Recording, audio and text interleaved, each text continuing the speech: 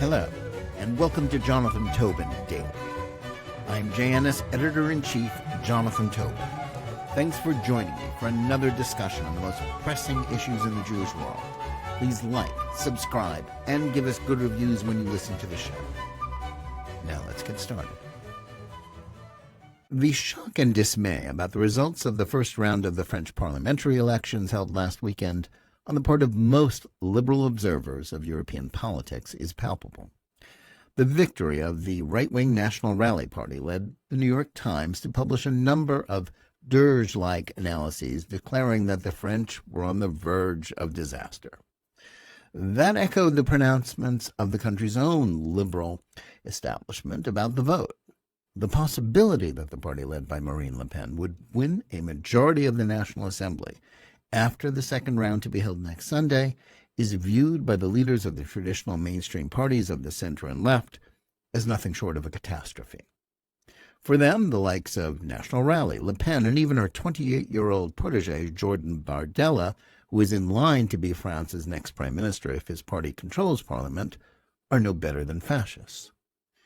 One of the most curious elements of National Rally's triumph is the fact that what well may be a significant percentage of the demographic slice of the French Republic that had hitherto been most deeply opposed to the party is now backing it. As a panicked article in Foreign Policy magazine plaintively asked this week, why are French Jews supporting the far right? Figures like famed Nazi hunter Serge Klarsfeld, as well as leading intellectual and author Alain Finkielkraut, have said that voting for National Rally is now an acceptable and perhaps even necessary action on the part of French Jews. As much as its steady progress towards electoral success in the last 2 decades, this is also a measure of both the sea change in opinion about the party and the increasingly desperate position of the French Jewish community as anti-Semitic invective and violence have become commonplace.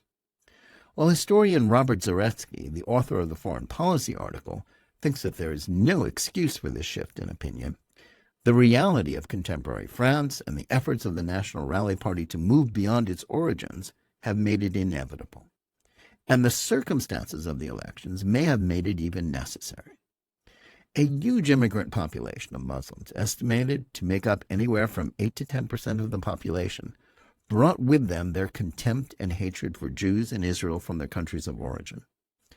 Suburban neighborhoods, known as banlieues, where Muslims predominate on the outskirts of cities like Marseille, have been referred to as no-go zones for non-Muslims, as well as a source of violence against Jews.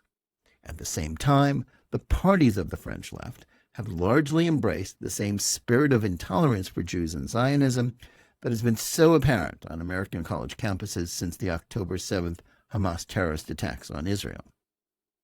Jean-Luc Mélenchon, the founder of France Unbowed, the coalition of socialists, communists, Greens, and others on the left, and its candidate for president in the last 3 elections, is a virulent opponent of Israel. These two forces have combined not merely to mainstream anti-Semitic attitudes and positions, but to be seen as an incitement to the string of anti-Semitic hate crimes that have rocked France in recent years. French President Emmanuel Macron has opposed National Rally and the parties on the left, but in the current circumstances, he is allying himself with this side of the left to stop Le Pen's party from winning a majority. That feels like a betrayal to many French Jews who rightly see the alliance of Marxists and Islamists, and not the right, as the main threat to their precarious existence. Yet if they are now voting for National Rally, it's not so much a case of them taking leave of their senses, as it is one in which they are rationally assessing the situation and choosing new allies, rather than allowing the past to dictate their action. In the late 19th and throughout much of the 20th century, there was no doubt about which end of the French political spectrum was fundamentally anti-Semitic. The treason accusations against French Jewish army officer Alfred Dreyfus in the 1890s helped galvanize a right-wing movement that coalesced behind the toxic myth that French Jews were a foreign and traitorous presence in the country. The anti-Dreyfusards were a manifestation of the same argument that had raged in France since 1789 about the legitimacy of the French Revolution. But it was only in the white heat of that controversy that old religious prejudices against Jews merged with modern notions of racism that had recently created the term anti-Semitism. Jew hatred was a feature of the French right throughout the decades that followed and became a core tenet after the collapse of the Third Republic, after France was defeated by Nazi Germany in June 1940. The collaborationist Vichy regime that ruled part of the country under the leadership of Marshal Philippe Pétain and Pierre Laval actively assisted the Nazis in the roundup of Jews, dooming approximately 21% of them to death. While the open anti-Semitism of Vichy was suppressed in French political culture in the decades after the war, and especially on the right by the dominance of Charles de Gaulle, who was remembered for his hostility to Israel in his last years in power, though he embodied resistance to Vichy and was opposed to anti-Semitism in France. It lingered on the margins of society. It seemed to come back to life in the waning years of the 20th century, and then at the start of the 21st, with the emergence of Jean-Marie Le Pen and his National Front Party. Le Pen was open about his anti-Semitism and even Holocaust revisionist beliefs. He represented not just traditional anti-Semitic rightists, but the spirit of resentment felt by those who regarded France's loss of Algeria and the subsequent ouster of about 1 million French citizens from that country, known as Pieds Noirs, as an unforgivable defeat. As the surge of immigration from North Africa and former French colonies boosted the Muslim population, that resentment grew and led to limited electoral success for Le Pen. France was shocked when Le Pen made it into the second round of the French presidential election in 2002. Still, he only garnered 17.8% of the vote, as the forces of the center, traditional Gaullist right, and the left united in revulsion at even the theoretical prospect of his attaining power to support President Jacques Chirac. Le Pen was replaced as the head of the party in 2011 by his daughter Marine, who is now 55 years old. She set about the long and difficult task of rebranding and remaking it into something that could appeal to more than just the extreme right. French intellectual Bernard-Henri Lévy has referred to her as the far right with a human face. But there is no denying that she has worked hard to transcend her father's legacy. She even went as far as expelling him from the party she renamed National Rally for comments he made in 2015, dismissing the gas chambers used by the Nazis in the Holocaust as a detail of history. She forbade all mention of such Vichyite beliefs, as well as talk about France's colonial wars. While there's little doubt that there are still some in its ranks who are more than comfortable with the prejudices articulated by the elder Le Pen, the party she currently heads is not the same as the one her father founded. And to the chagrin of other parties, it has steadily gained support because of the growing influence of the Muslim population and the refusal of the parties of the mainstream right to do anything about it.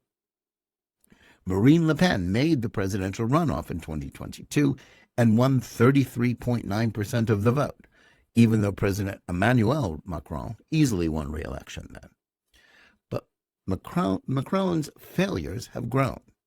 It is now Marine Le Pen at National Rally that have eclipsed his Renaissance party, as well as what is left of the old Gaullist conservatives that the French president helped destroy as the main alternative to the parties of the left. And while her strong opposition to Islamism and support for the State of Israel, especially in the aftermath of the October 7th attacks, are dismissed by mainstream media and the French liberal establishment as merely an attempt to cover up her party's past, her positions stand in strong contrast to those of the left and even Macron. Both still regard her, raising the issue of immigration as a threat to the essential nature of the French Republic, as beyond the pale. As is the case elsewhere in Europe, questions about the collapse of national identity are changing the political landscape of France. Leftist sentiment that despises the legacy of Western civilization and the rise of an aggressive Islamist presence in nations where there are large numbers of immigrants has fueled a response from populist rightist parties.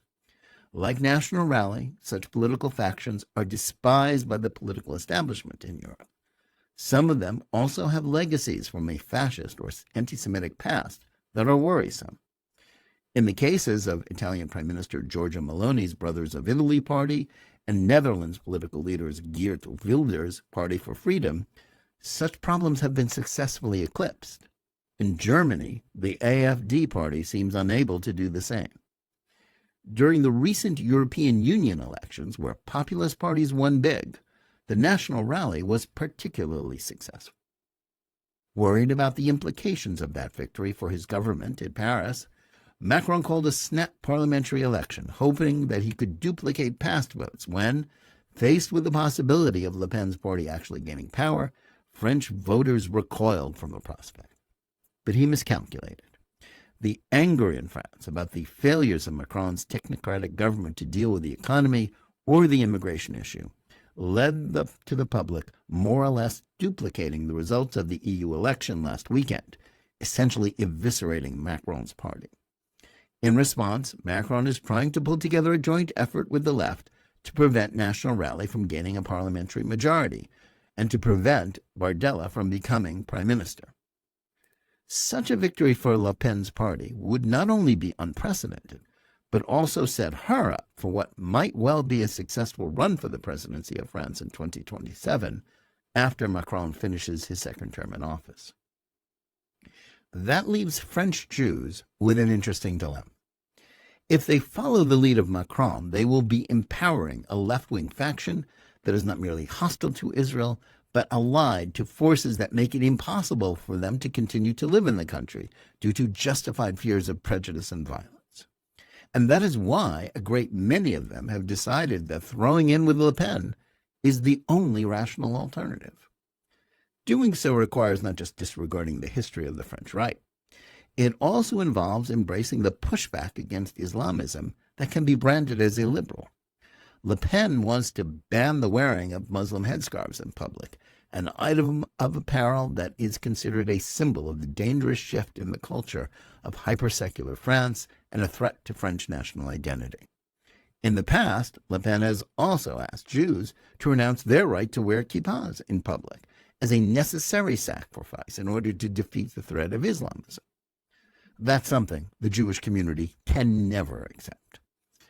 We don't know what a France led by Le Pen or Bardella will look like. Perhaps it will be like Hungary, where the populist right led by Viktor Orban has proved to be both philo-Semitic and pro-Israel, despite Hungary's troubled past. Perhaps not. But with French Jewish life more precarious than at any time since the Holocaust, supporting a party that is intent on rolling back Muslim political influence can be defended as a reasonable choice rather than a betrayal. It's easy for liberal Jews, especially those not currently living in Europe, to rule out alliances with groups that are opposed to intolerant Islamist and Marxist parties that present a clear and present threat to Jewish life. But to take such a stand is not so much a defense of liberal values as a refusal to live in the present. European Jewry must deal with the challenges of living in the 21st century rather than the past. Those who condemn French Jews for seeing Le Pen and National Rally as a lifeline are prioritizing the political interests of the left and European political establishments, not those of an embattled Jewish community. Thanks for listening. Please remember to tune in every day for Jonathan Tobin Daily Edition and every week for Think Twice, my full-length JNS TV program. Whether you're listening to us on Apple, Spotify, YouTube Music, or any of the other podcast platforms, or on the JNS YouTube channel, please like and or subscribe to JNS. Click on the bell for notifications and give us good reviews. Please write to us at editor@jns.org and let us know where you listen or watch the show and what you think about it. And remember, keep reading and thinking for yourself.